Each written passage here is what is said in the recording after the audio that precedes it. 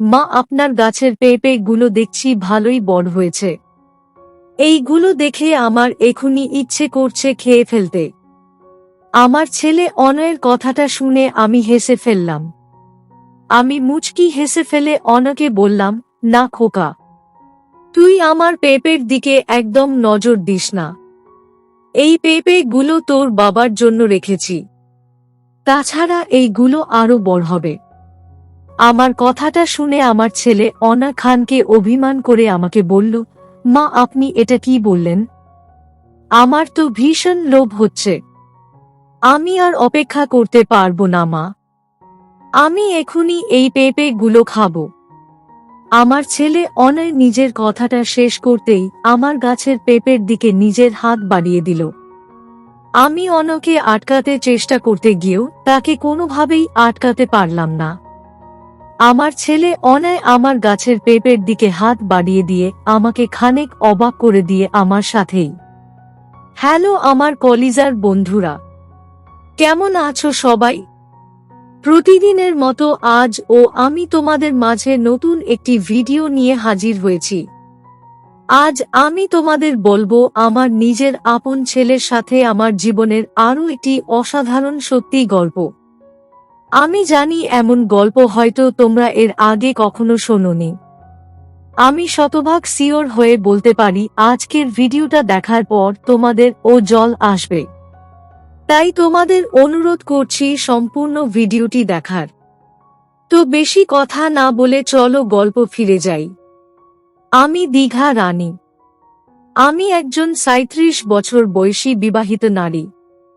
আমার স্বামীর নাম সৌরভ। আমার স্বামী সৌরভ পেশায় একজন ব্যবসায়ী। আমাদের এক ছেলে সন্তান আছে। আমার ছেলের নাম অনয়। আমার ছেলে অনয় কলেজে পড়াশোনা করে।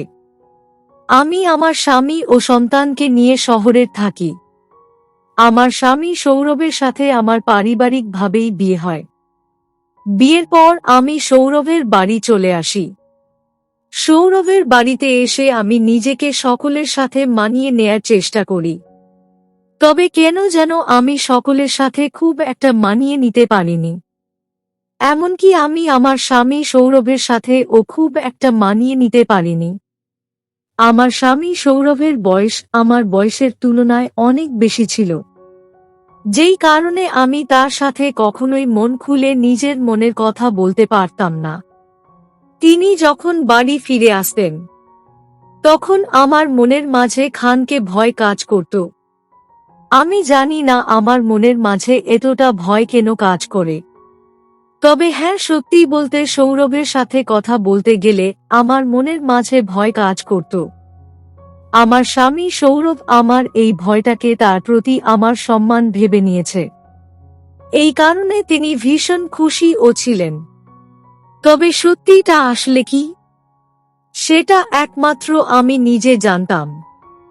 আমি সারাটা দিন আমার সংসারের সকল কাজকর্ম একা হাতে সামলে নিতাম। আমাকে কখনোই কেউ কোনোভাবে সাহায্য করত না। সেই সাথে আমার স্বামী সৌরভ বাড়ি ফিরে এসে আমার সাথে কখনোই প্রয়োজনের থেকে বেশি একটা কথাও বলতেন না। মাঝে মাঝে আমার কেন যেন মনে হতো আমি এই বাড়ির বউ না, বরং কাজের লোক। আমার জীবনটা এমনভাবেই চলতে লাগলো। আমার ছেলে অনয় আসার পরে আমার জীবনের মাঝে কিছুটা হলেও পরিবর্তন আসলো। আমার ছেলে অনয় ছোটবেলা থেকেই সব সময় আমার কাছে থাকত। আমার সাথে সারাটা দিন ধরে সে বকবক করত। আমার মন বিষণ্ণ হলে আমার ছেলে অনয় বকবক করে আমার মন ভালো করে দিত। এই কারণে আমার ছেলের প্রতি আমার মনের মাঝে একটা আলাদা জায়গা তৈরি হলো। আমি নিজেও অনয়ের সাথে মন খুলে কথা বলতাম। আমার ছেলে অনয়কে নিয়ে আমি ভীষণ ভালোই ছিলাম। তবে আমার জীবন বদলে যাওয়ার ঘটনা শুরু হলো যখন আমার ছেলে অনয় স্কুলের পড়াশোনা শেষ করে কলেজে উঠল। আমার ছেলে অনয় যেদিন স্কুলের ফাইনাল পরীক্ষায় সর্বোচ্চ ফলাফল নিয়ে কলেজে ভর্তি হল, সেই দিন বিকেলে অনয় আমার কাছে এসে মুচকি হেসে আমাকে বলল, মা, আমি কিন্তু আমার কথা রেখেছি। এখন আপনাকে আপনার কথা রাখতে হবে। আমি প্রতিদিনের ন্যায় আজ ও বিকেলের দিকে নিজের ঘরে বসে বিশ্রাম নিচ্ছিলাম। এমন সময় অনয়ের মুখে এমন কথা শোনার পর আমি খানিক অবাক হয়ে অনয়ের দিকে তাকালাম। আমি আমার ছেলে অনের দিকে তাকিয়ে তাকে জিজ্ঞেস করলাম, স্কুল থেকে বাড়ি ফিরে এসে এসব কি পাগলের মতো কথা বলছিস খোকা? আমি তো তোর কথার কোনো মানেই বুঝতে পারছি না। আমার কথাটা শুনে অনয় মুচকি হাসি দিয়ে বলল, আরে আমি জানতাম আপনি ভুলে যাবেন। তাই তো আমি একদম স্কুল থেকে বাড়িতে ফিরে ফ্রেশ না হয়েই আপনার কাছে ছুটে চলে এসেছি। আমি অনয়ের কথাটা শুনে এবার বুঝতে পারছি যে সে আসলে আমাকে কি বলতে চাইছে। আমি অনয়ের দিকে তাকিয়ে মুচকি হেসে বললাম, হ্যাঁ কি কথা রেখেছি তুই? সেটা আগে শুনি, তারপর আমি আমার কথা রাখব। আমার কথাটা শুনে অনয় আর অপেক্ষা করল না। আমার পাশে বসে পড়ে আমার হাতে তার রেজাল্টের কাগজটা তুলে দিল। আমার ছেলে অনয় আমার হাতে তার পরীক্ষার রেজাল্টের কাগজটা দিতেই আমি খানকে অবাক হয়ে গেলাম। আসলে আমার ছেলে অনয়কে আমি বলেছিলাম যে এবার যদি সে ক্লাসের সকলের থেকে বেশি নাম্বার নিয়ে পাশ করতে পারে তবে আমি তাকে নিয়ে ঘুরতে যাব। আমার ছেলে অনয় আমার সেই কথাটা মনে রেখে ঠিকভাবে পড়াশোনা করেছে, আর আজ সে ক্লাসের সকলের থেকে বেশি নাম্বার পেয়ে ভালো রেজাল্ট করেছে। আমি আমার ছেলে অনয়ের রেজাল্ট দেখে ভীষণ রকম খুশি হয়ে গেলাম। আমি অনয়ের দিকে তাকিয়ে বললাম, খোকা তুই এমন ভাবেই সামনের দিকে এগিয়ে যা। আমার বিশ্বাস তুই নিজের ভবিষ্যৎ অনেক সুন্দর করতে পারবি। আমার কথাটা শুনে আমার ছেলে অনয় আমাকে বলল, মা এসব কথা বলে কাজ নেই। আমি যেমন আমার কথা রেখেছি, এখন আপনাকেও আপনার কথা রাখতে হবে। আমি অন্যের কথাটা শুনে আলতো করে অন্যের মাথায় নিজের হাতটা রেখে হাত বুলিয়ে দিয়ে বললাম, অবশ্যই আমি আমার কথা রাখব খোকা। আমি যখন বলেছি তোকে নিয়ে বাহিরে ঘুরতে যাব, তখন আমি ঠিক তোকে নিয়ে বাহিরে ঘুরতে যাব। তুই চিন্তা করিস না। এখন তুই ফ্রেশ হয়ে খাবার টেবিলে খাবার খেতে আয়। আমি খাবার বেড়ে দিচ্ছি। আমার কথাটা শেষ হতেই আমার ছেলে অনয় মুচকি একটা হাসি দিয়ে আমার পাশ থেকে উঠে পড়ে সোজা সে তার ঘরের দিকে চলে গেল। অনয় তার ঘরের দিকে চলে যেতেই আমি মুচকি হেসে ফেললাম। আমার ছেলে অনয়ের এত ভালো রেজাল্ট দেখে আমার মনের মাঝে আজ ভীষণের রকম প্রশান্তি কাজ করছে। আমিও নিজের ঘর থেকে বেরিয়ে সোজা চলে আসলাম আমার ছেলে অনয়ের জন্য খাবার বেড়ে দিতে। আমি আমার খাবার টেবিলের সামনে এসে অনয়ের জন্য খাবার বেড়ে দিলাম। আমি আমার ছেলেকে খাবার বেড়ে দিয়ে খানিক সময় অপেক্ষা করতেই আমার ছেলে অনয় খাবার খেতে চলে আসলো। অনয় খাবার খেতে বসে পড়তেই আমার সাথে গল্প করা শুরু করলো। আমিও অনয়ের সাথে বসে গল্প করতে লাগলাম। অনয়ের খাবার খাওয়া শেষ হতেই অনয় আমাকে জিজ্ঞেস করল, মা আপনি যে বলছেন আমাকে নিয়ে বাহিরে ঘুরতে যাবেন, আমাকে সত্যি করে বলুন যে কখন ঘুরতে যাবেন? আমার তো আর অপেক্ষা করতে ইচ্ছে করছে না মা। আমি অনয়ের কথাটা শুনে বললাম, খোকা এখন তো বিকেল হয়ে গেছে, এখন যদি বাহিরে যাই তো অল্প সময় ঘোরাঘুরি করতে পারবো। এখন যাবি? আমার প্রশ্নের জবাবে অনয় বলল, হ্যাঁ মা সমস্যা নেই, আমি এখনই যেতে চাই। আমি অনয়ের কথাটা শুনে মুচকি হাসি দিয়ে বললাম, আচ্ছা খোকা তবে গিয়ে তৈরি হয়ে আয়। আমিও তৈরি হয়ে নিচ্ছি। আমার কথা মতো আমার ছেলে অনয় তৈরি হতে চলে গেল। অনয় তৈরি হয়ে আমার ঘরে আসতেই আমি আমার ছেলে অনয়কে নিয়ে বাড়ি থেকে বেরিয়ে পড়লাম। আমি আর অনয় চলে আসলাম বাহিরে ঘুরতে। মূলত আমি আজ ভেবেছি যে অনয়কে নিয়ে রাতের খাবারটা বাহিরে কোনো রেস্টুরেন্ট থেকে করে তারপর বাড়ি ফিরব। আমি আমার ভাবনা মতো অনয়ের সাথে বেশ খানকে সময় এদিক সেদিক ঘোরাঘুরি করলাম। আজ অনয়ের সাথে বাহিরে ঘুরতে এসে আমার ভীষণ ভালো লাগছে। মনের মাঝে ভীষণ রকম প্রশান্তি কাজ করছে আমার। আমি জানি না আজ আমার মনের মাঝে এতটা প্রশান্তি কেন কাজ করছে।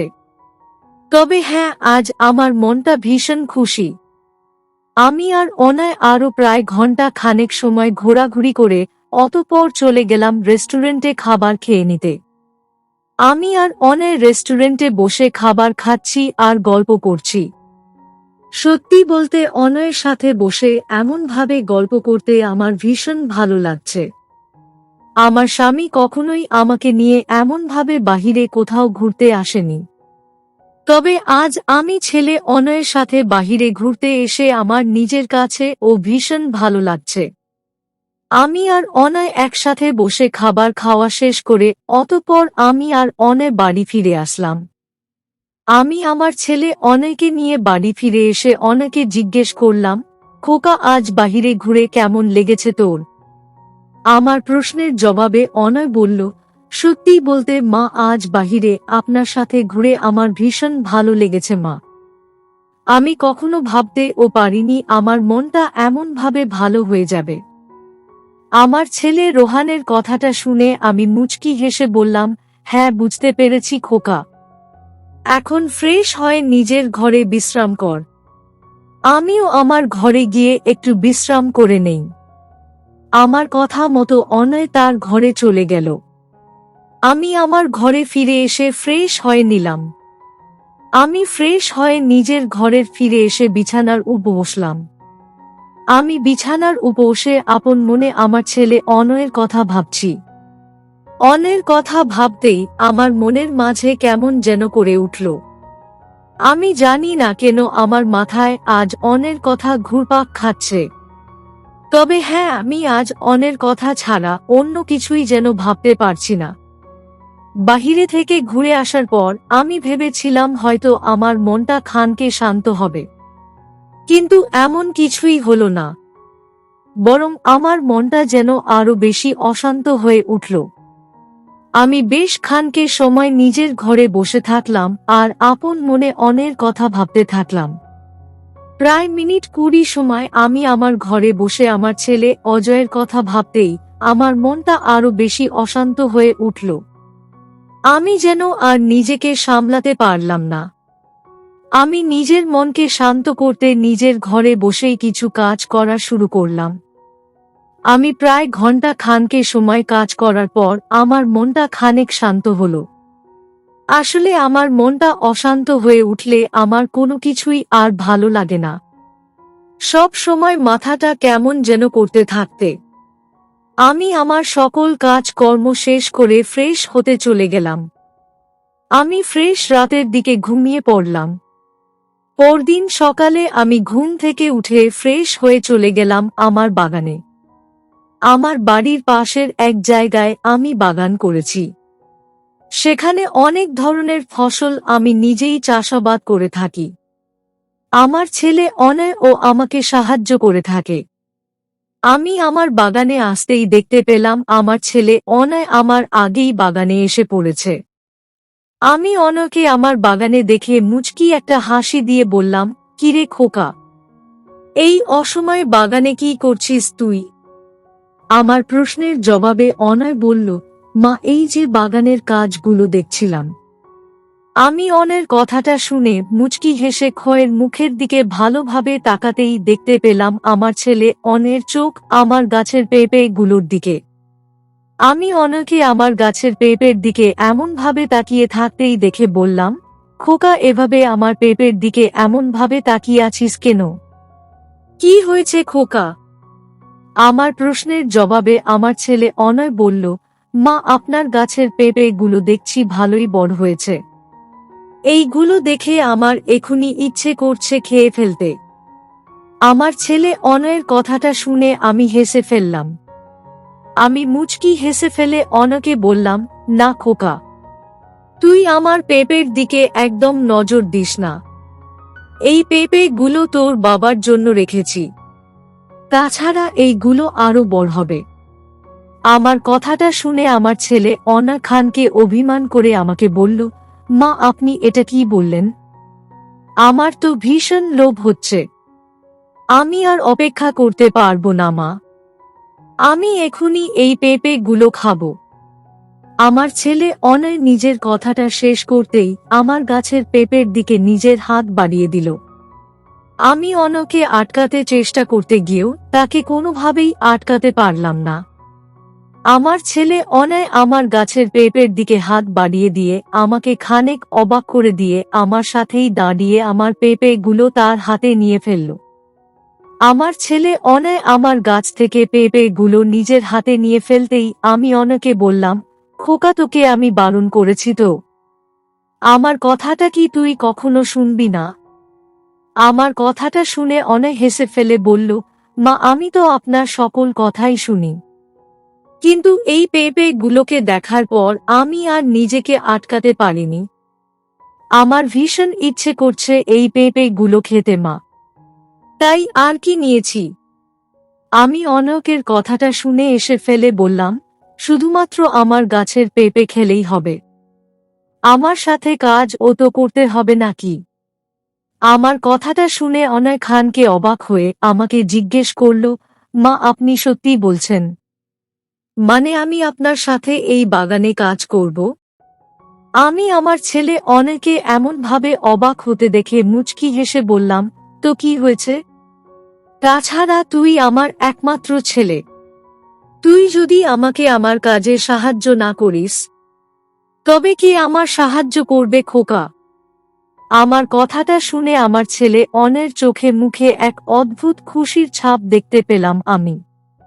আজ শুধু যে আমার ছেলে অনয় একা খুশি তা কিন্তু নয়, আমিও আজ ভীষণ রকম খুশি।